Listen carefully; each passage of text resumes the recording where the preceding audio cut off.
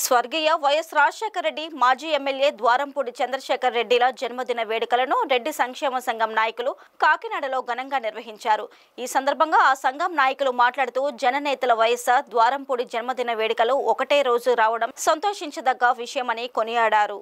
ఈ సందర్భంగా rotary blood bank సౌజన్యంతో రెడ్డి సంక్షేమం ఆధ్వర్యంలో మెగా బ్లడ్ క్యాంప్ నిర్వహించారు. ఈ కార్యక్రమంలో రెడ్డి సంక్షేమ సంఘం అధ్యక్షుడు బుచ్చిరెడ్డి, ప్రధాన కార్యదర్శి ద్వారంపూడి శ్రీనివాస్ రెడ్డి, అధ్యక్షులు నల్లమిల్లి బుచ్చిరెడ్డి, వైసీపీ నాయకులు చింతా దొరబాబు తదితరులు పాల్గొన్నారు.